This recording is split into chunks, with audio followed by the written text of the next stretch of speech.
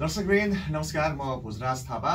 यति बेला हामी भर्खरै एउटा गीतको सुटिङ कार्य सकेर तपाईहरु माझ उपस्थित भएका छौं। यो गीत एकदमै विशेष भएको कारणले गर्दा यो मैले सानो भिडियो तपाईहरु माझ राख्न मन लागेर यो राख्दै छु। भिडियोलाई अन्तिमसम्म हेर्नु होला र यो गीत जुन आज बनेको छ अब केही बेरमै भिडियो रिलिज पनि हुँदैछ, किनभने यसको सुटिङ हिजोदेखि सुरु भएर आजसम्म पनि अलिकति बाँकी रहेको कारणले आज पनि छायाङ्कन भयो र एडिट कार्य हिजोदेखि नै सुरु भएर अब अन्तिम चरणमा पनि छ। त्यो कारणले गर्दा भिडियो अब केही घण्टामै तपाईहरु माझ आउँछ। एसडीजी युट्युब च्यानल मार्फत तपाईहरुले हेर्न पाउनुहुनेछ। विशेष गरी रेखा बहिनीलाई जब हामीले गाउँदेखि काठमाडौँ ल्याइसकेपछि रेखा बहिनीले ब्याक टु ब्याक गीतहरू गाइराख्नु भएको छ र गीत गाउने क्रममा धेरै दर्शकहरूको एउटा गुनासो चाहिँ के रह्यो भने बहिनीले स्टुडियो भर्जन मात्रै धेरै गाइन्, खै त अफिसियल गीत भन्ने जस्तो कुराहरू पनि आयो। त्यो कारणले गर्दा यो एसडीजी युट्युब च्यानलमा आउँदै गरेको आज आउँदै गरेको यो गीत जुन छ यो गीत चाहिँ बहिनीको अफिसियल गीत भन्ने छ, अर्थात् यो स्टुडियो बाहिर छायाङ्कन गरिएको छ र यसमा दोहोरीको माहौल पनि तपाईहरुले देख्न सक्नुहुन्छ। विशेष गरी अब म पनि यो म्युजिक भिडियोमा देखिएको छु, त्यो कारणले गर्दा तपाईहरुले गेस पनि गर्नुभयो होला आज किन यति राम्रो भएको छ भनेर। मैले चाहिँ यहाँ मेकअप पनि दलेको छु, फाउन्डेसनहरु पनि दलेको छु, त्यो कारणले गर्दा अलिकति राम्रो पनि देखिएको छु। अनि बहिनी रेखा त त्यतिकै राम्रो हुने नै भइन हैन। अनि हिजो मैले तपाईहरु माझ राखेको थिएँ पञ्चे बाजाको गीत, जुन गीतमा मेरो आदरणीय दाइ लोकप्रिय गायक सन्दीप दाइले सँगै रेखाले गीत गाउनु भएको थियो र जुन भिडियो तपाईहरुले हेरि पनि सक्नुभयो। अब त्यो भिडियो केही दिनमा छायाङ्कन भएर त्यो पनि तपाईहरु माझ आउँदैछ। त्यो भन्दा अगाडि आउँदैछ सन्दीप दाइ र रेखा बहिनीको प्लस हाम्रो दीपक सरले गाएको, तीनजनाले गाएको यो दोहोरी गीत तपाईहरु माझ आजै आउँदैछ। यो गीत कस्तो छ उहाँहरुसँग कुराकानी गर्नुभन्दा पहिला चाहिँ यो गीत अलिकति तपाईहरु माझ राख्छु, उहाँहरुले आफै गाउनुहुनेछ। ल हल्का दोहोरी चलोस् त। बहिनीबाट सुरु गरौँ। बहिनीबाट। मनमा रहर जागिसक्यो अब बदलै बन्ने, ए मनमा रहर जागिसक्यो अब बदलै बन्ने, ए तिम्रै केस सुमसुमाउँदै सुत्त बुढा भन्ने, ए मायाले मन छोला जस्तो। अलिकति काट्नु त हल्का मिस्टेक भएको जस्तो लाग्यो मलाई। हो ए भयो त्यही त कस्तो फिल भयो कि सुन्दा। ल मनमा रहर जागिसक्यो अब बदलै बन्ने, ए तिम्रै तिम्रै हातले सुमसुमाएर ल फेरि तिम्रै केस सुमसुमाएर सजिलो हुन्छ काट्नु राज। अघि काटिसक्यो है त्यसलाई काट। ल मनमा रहर जागिसक्यो अब बदलै बन्ने, ए तिम्रै केस सुमसुमाउँदै सुत्त बुढा भन्ने, ए मायाले मन छोला जस्तो छ।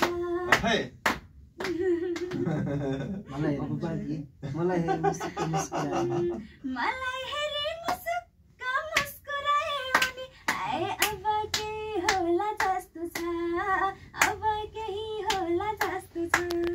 अब यता भाइबाट जा जस्तो। ओठ टोकी मुस्कुराइन् मुस्कानले मनमा सो, असाध्यै मन पर्छ मलाई लाज मिसेको हाँसो, ए मायाले मन छोला जस्तो छ।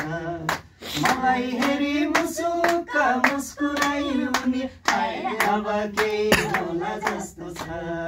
मलाई हेरी मुसुक्क मुस्कुराइन् उनी, आए अब केही होला जस्तो छ, अब केही होला जस्तो छ।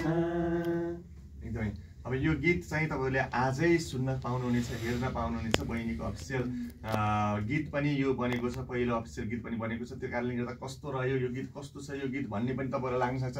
त्यसका लागि एसडीजी युट्युब च्यानलमा गएर तपाईहरुले आजै यो गीत हेर्न पाउनुहुनेछ। सब्स्क्राइब गरेर बस्दै गर्नु होला।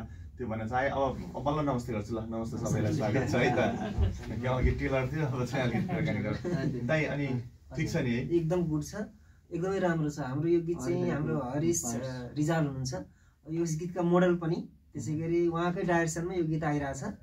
त्यसकारण सबैजनाले एसडीजी च्यानललाई एकदमै सब्स्क्राइब गरिदिनु होला र यो गीतलाई माया गरिदिनुलाई विशेष गरेर हाम्रो रेखा बहिनीलाई माया गर्नुलाई एकदम माया गर्नु भएको छ। अझ यो अफिसियल गीत भएको एकदमै भिडियो नै भएर आएको गीत भएको कारणले पक्कै पनि माया गरिदिनुहुन्छ। हामी दङ्गाली वी आर दङ्गाली भने जस्तै उहाँहरू पनि पश्चिमतिरकै पर्नुहुन्छ, बुटवल चनौटा कता कता जे होस् हामी दङ्गालीलाई माया गर्नु होला, हामी पश्चिमेलीलाई माया गर्नु, हामी सम्पूर्ण नेपालीलाई माया गर्नु होला, गीत सङ्गीतलाई माया गर्नु होला भन्न चाहन्छु। के दिपक भाइबाट केही छ? सबैलाई नमस्ते। म चाहिँ दिपक भण्डारी। खासमा यो गीत चाहिँ लय शब्द सङ्कलन मैले गरेँ अनि गरिसकेपछि मैले भोकल चाहिँ हालिसकेका थिएँ अनि बिचमा सन्दीप दाईसँग कुरा भएपछि दाई सँगै गर्नुपर्छ भन्ने खालको हाम्रो एउटा सल्लाह भएको थियो। अनि अब लेडिज भोकल कसको राख्ने भनेर यो बेगै भएको थियो। धेरै केही समय कसलाई राख्ने भन्ने विषयमै हाम्रो छलफल स्टुडियोमै रह्यो। अनि पछि रेखाजीको जुन हामीले आवाज सुन्यौँ भोजराज दाईले उहाँलाई ल्याइसकेपछि होइन यो गीतमा चाहिँ उहाँको आवाज सुट गर्छ होला, उहाँको आवाज चाहिँ फिट हुन्छ होला जस्तो लागेर हामीले चाहिँ अनि उहाँलाई राख्यो। साँच्चीकै उहाँले निकै न्याय गरेर गाइदिनु भएको छ यो गीत चाहिँ। त्यो हिसाबले उहाँलाई धेरै धेरै धन्यवाद दिन चाहन्छु। र आज आउँदैछ, सबैजनाले माया गरिदिनु होला, हेरिदिनु होला। बाँकी हरिश दाइ के छ? सबैलाई नमस्कार।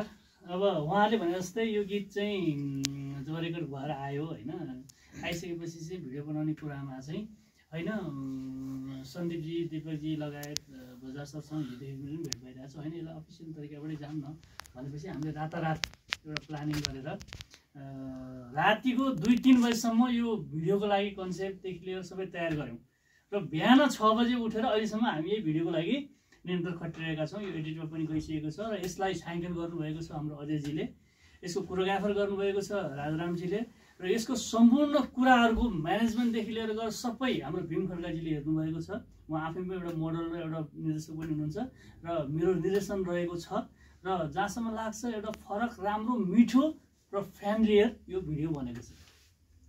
है बहिनी रेखा कस्तो लाग्यो यो गीत गाइरहँदा? यो गीत कस्तो छ, के छ? एकदम रमाइलो लाग्यो मलाई चाहिँ गीत गाउँदाखेरि। पहिले नै सुन्ने बित्तिकै एकदम धेरै मन परेको थियो, अलि फरक पनि लागेको थियो। कस्तो छ यो? दुःखको छ कि रोमान्टिक छ कि के छ? रोमान्टिक छ। रोमान्टिक छ। कस्ताका लागि यो गीत अलिकति सुनाउने खालको छ? श्रीमतीको लागि। अब नवबन्नेको लागि छ यो, जोडीको लागि हो, भर्खरै बनेका जोडीहरूको लागि एकदम धेरै राम्रो छ। मेरो गीतहरू सबै गीतहरूलाई माया गरिदिनु भएको छ। अब आउने गीतहरूलाई पनि माया गरिदिनु होला, गीत सङ्गीतलाई माया गर्नु होला। एकदमै त्यही हो होइन। अब के छ? केही छैन बाबा भन्ने कि एकदमै राम्रो। भोजराज भाइलाई एकदमै धन्यवाद छ, धेरै धन्यवाद। उहाँले पनि हाम्रो लागि र त्योभन्दा धेरै धन्यवाद दर्शक श्रोतालाई। भगवान हुनुहुन्छ, भगवानप्रति नमन गर्न चाहन्छु। ल आजै आउनु लागेको छ एचडिजी युट्युब च्यानलबाट, तपाईँहरूले हेर्नु होला यो गीत अनि मन परे भने सेयर पनि गर्नु होला र जस्तो लाग्छ त्यसै कमेन्ट पनि गर्नु होला। अहिले चाहिँ बिदा है। के छ र